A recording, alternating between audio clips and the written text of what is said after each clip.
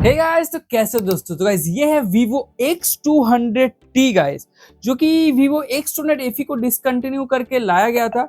And ये जो phone है ना, ये मुझे हालांकि काफी पसंद आया था, लेकिन मैंने जल्दी मतलब पहले रिव्यू नहीं किया था। लेकिन ये एक लॉन्ग टर्म रिव्यू है आफ्टर 75 to 80 डेज की ये फोन कैसा परफॉर्म कर रहा है, क्योंकि बहुत दिन से मेरे पास है, मैंने काफी सारा फोटोज वगैरह क्लिक किया है। एंड मैं डिटेल में कहना चाहता हूँ कि ये फोन एक्चुअली में वर्थ इट है कि नहीं, क्योंकि अभी फ्लिपकार्ट में ये 48 to 50,000 के आसपास मिल रहा है, जो कि काफी सही डील है अगर देखा जाए तो। सो क्या ये फोन अगर आप लोग को लेना चाहिए या नहीं, मैं डिटेल में बात करूंगा। तो मेरा नाम अभिजीत, आप देख रहे हो All Tech, let's start the video. सबसे पहले बात करते हैं ना बिल्ड क्वालिटी के बारे में। तो बिल्ड क्वालिटी में एज सच कोई भी कॉस्ट कटिंग वीवो ने किया नहीं है गाइस। ये काफी हद तक ये जो लेवेंडर कलर है ना, ये भी मुझे काफी हद तक बढ़िया लगा। तो ये बहुत ज्यादा लाइक कॉम्पैक्ट फोन तो नहीं है, लेकिन गाइस इसमें फ्लैट साइज मिलता है, फ्लैट डिस्प्ले मिलता है, ये एक बढ़िया है। एंड ऊपर से गाइस जो बैक का फीलिंग है ना, ये काफी ज्यादा स्मूथ है। तो एंड फोन हाथ में काफी ज्यादा सॉलिड लगता है, ये मुझे सबसे बढ़िया लगा। एंड सबसे एक चीज और कि इसमें अल्ट्रासोनिक फिंगरप्रिंट मिलता है, तो इसमें भी कोई कॉस्ट कटिंग नहीं किया गया है। उसके साथ गाइस क्वाड सेंसेशन कोर का आप लोगों को डिस्प्ले का प्रोटेक्शन देने को मिल जाता है। IP68 एंड 69 दोनों सपोर्ट देने को मिल जाता है। टाइप सी पोर्ट जो है वो 2.0 मिलता है, तो यहाँ पे कॉस्ट कटिंग है। यहाँ पे आयर ब्लास्टर भी देने को मिल जाता है। एल्यूमिनियम फ्रेम से मैट फिनिश है, तो एब्सोल्युटली यार मेरे को ये फोन देखने में काफी ज्यादा पसंद है। 203 ग्राम एंड 7.9 mm थिकनेस है, तो एज सच कोई भी दिक्कत नहीं है। मेरे को तो काफी ज्यादा ये फोन सुंदर लगा। आप लोग बताना कमेंट सेक्शन में आप लोग को कैसा लगा। मेरे को एज सच बिल्ड क्वालिटी में कोई दिक्कत नहीं है। अब बात करते हैं डिस्प्ले को। बट डिस्प्ले इस फोन का कैसा है, तो डिस्प्ले अगर देखा जाए ना, तो मैंने बहुत ज्यादा टेस्टिंग किया है इसका डिस्प्ले के ऊपर, बहुत सारे कंटेंट्स वगैरह देखा है। स्पेशली कम से कम मैंने 5 से 6 वेब सीरीज खत्म किया है, सीरियसली बता रहा हूँ। तो मैं डिफरेंट कलर ट्यूनिंग्स देखा हूँ। एंड इसमें मिलता है 6.67 इंच का 1.5 के AMOLED 120 hertz display. And guys इसमें आप लोग को LTPO डिस्प्ले नहीं मिलता है, LTPS मिलता है। तो यहाँ पे मुझे लगता है 50K में LTPO देता अच्छा होता है, लेकिन आजकल का इस प्राइस हाइक बहुत ज्यादा ही है। तो 1600 नेट्स का HBM मोड मिलता है। एंड गाइस 5000 नेट्स का पीक ब्राइटनेस इनको मिल जाता है। HDR10+ सपोर्टेड है, 10 बिट सपोर्टेड है। एंड उसके साथ guys wide band L1 supported, 2160 hertz का P12 डिमिंग। HDR आप लोग को नेटफ्लिक्स, Amazon, यूट्यूब सब पे देने को मिल जाता है। एंड उसके साथ जो कलर डेकोरेसी है वो मुझे काफी हद तक बढ़िया लगा। स्पेशली इसका जो प्रोफेशनल कलर मोड है वो मुझे काफी बढ़िया लगा, काफी वेल बैलेंस्ड कलर लगा। स्पेशली रेड्स एंड ग्रीन्स को ना काफी पंची, थोड़ा सा पंची कलर देता है, जो आई प्लीजिंग लगता है एंड काफी ज्यादा प्रीमियम फील करता है। एंड HDR ट्यूनिंग इसका फैंटास्टिक है, हाईलाइट्स एंड शैडोज को कोई भी ब्लोन आउट नहीं करता। तो मेरे को डिस्प्ले एब्सोल्युटली फैंटास्टिक लगा। एंड इसका बेजल्स भी काफी हद तक कम है प्राइस रेंज के हिसाब से। तो या नो प्रॉब्लम इन दिस। अब बात करते हैं परफॉर्मेंस के ऊपर। परफॉर्मेंस इस फोन का कैसा है, तो परफॉर्मेंस जो है ना गाइस, इसमें मिलता है Dimensity 9400 प्लस, जो कि एक 3nm प्रोसेसर है, काफी बढ़िया है, काफी अच्छी बात है।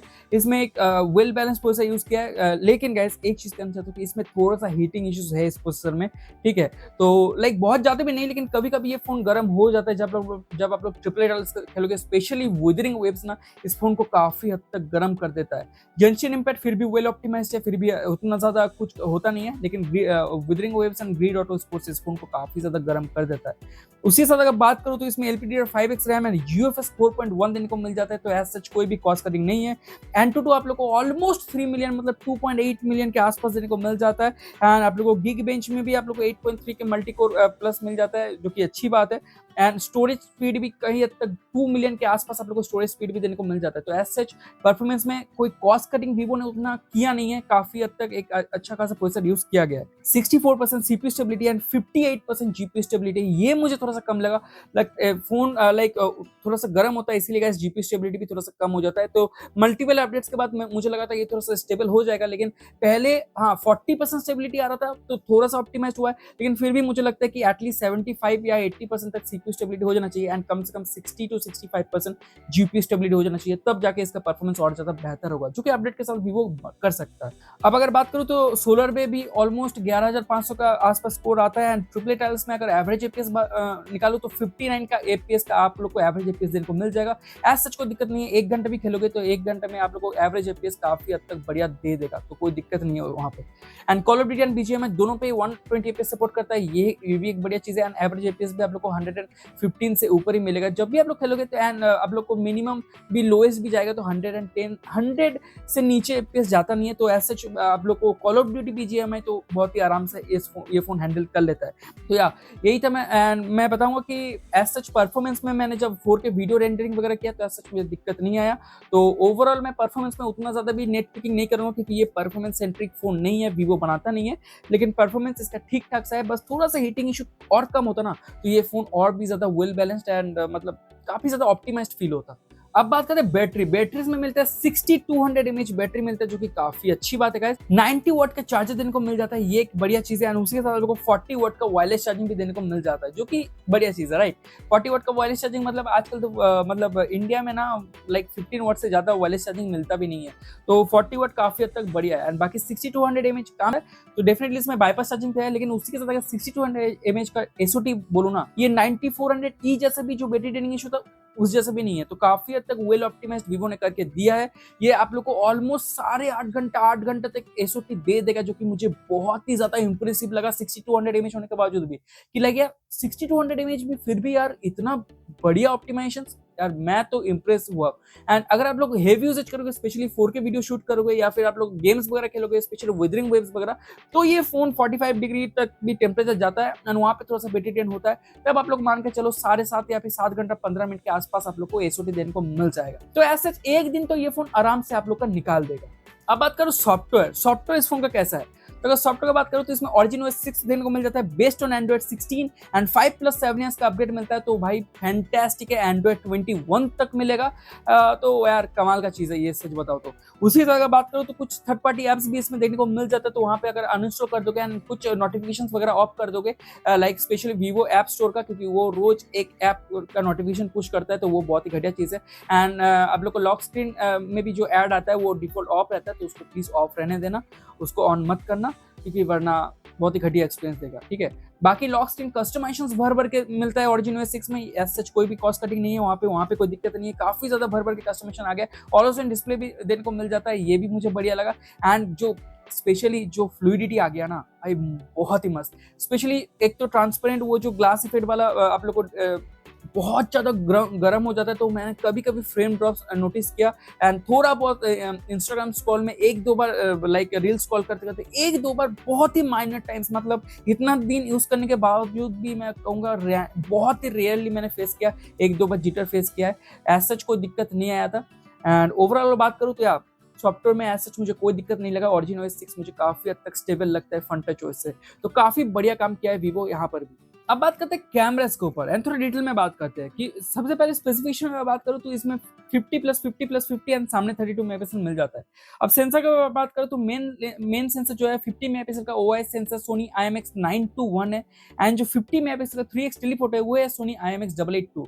यहाँ पे मुझे लगता है थोड़ा सा कॉस्ट कटिंग किया है, थोड़ा पुराना सेंसर यूज किया है। यहाँ पे मुझे लगता है सोनी IMX890 अगर यूज करते, मतलब जो रिब्रांडेड है सोनी LOIT701, अगर वो यूज करते तो ज्यादा बेटर फोटोज आता, लेकिन अब जो किया है।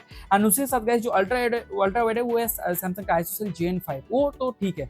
एंड सेल्फी में गाइस 32 मेगापिक्सल का KD1 सेंसर यूज किया है, तो यहाँ पे भी मुझे लगता है JN5 या फिर JN1 यूज करते तो थोड़ा सा बेटर होता, ठीक है। अब बात करूँ फोटोज कैसे निकल के आता है, तो फोटोज में स्पेशली डायनेमिक रेंज काफी इस फोन में बढ़िया है।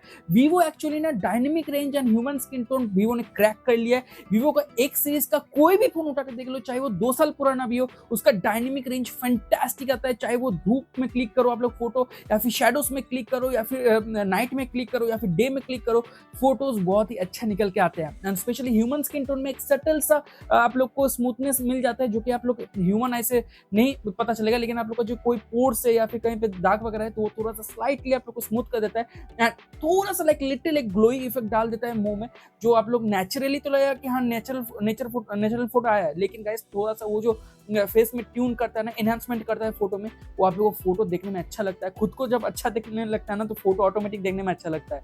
तो स्पेशली ये जो इफेक्ट वीवो ने क्रैक कर लिया है ना, बहुत ही कमाल का किया है। बहुत ही सटल एनहांसमेंट है, लेकिन काफी ह्यूज इंपैक्ट देता है। Specially social media ready type of photos निकल के आता है जब भी आप लोग पोर्ट्रेट्स में फोटो क्लिक करो। And 3x telephoto absolutely stunning photos click करता है। मुझे नहीं लगता इस रेंज में कोई भी इससे बेहतर फोटो क्लिक करता है, स्पेशली पोर्ट्रेट्स में। एंड चाहे वीडियो रिकॉर्डिंग हो, वीडियो रिकॉर्डिंग भी आप लोग मस्त कर सकते हो। 4K 60 fps वीडियो शूट कर सकते हो चारों ही लेंस से, ये एक बढ़िया चीज है। एंड पोर्ट्रेट में जो एआई का स्टाइल्स है ना वो भी काफी बढ़िया लगा। लाइक आप लोग बहुत ही एनवायरनमेंट वगैरह सब कुछ चेंज कर सकते हो, एआई स्टाइल्स, एआई इफेक्ट्स काफी ज्यादा आ गया, एआई पोर्ट्रेट वगैरह, तो आप लोग वो भी जाके क्लिक कर सकते हो। बहुत ही फन टू यूज कैमरा है, मुझे लगता है ये one of the best camera है अंडर 50 के अगर देखा जाए तो। अभी इसका टक्कर में ओप्पो रेनो 15 या फिर V70 या फिर सैमसंग गैलेक्सी S25 FE या फिर आईफोन 15, इन सबको भी कंपेयर कर लोगे ना तो ये दी बेस्ट कैमरा है, चाहे वो वीडियो रिकॉर्डिंग हो या फिर आप लोग को फोटोज क्लिक करना हो। मैं तो Vivo X200T को ही प्रीफर करूंगा। एंड अगर बात करूं X200 FE से कंपेयर करने का तो डेफिनेटली X200 FE से भी इसका जो मेन लेंस है एंड सेल्फीज है वो डेफिनेटली बेटर है।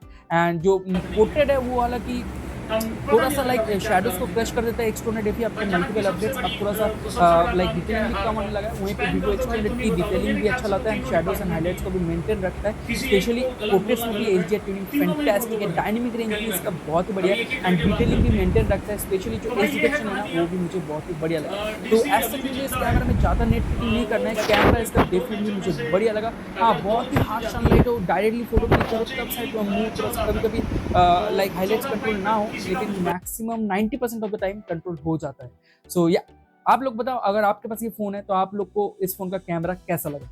अब बात करते हैं फाइनल वर्डिक्ट के ऊपर, ये फोन आप लोग को लेना चाहिए नहीं, तो मैं तो आंख बंद करके इसको रिकमेंडेड करने वाला हूँ, क्योंकि भाई अगर 47-48,000 में मिल रहा हो तो एक स्टेलर डील है, जाके ले लो।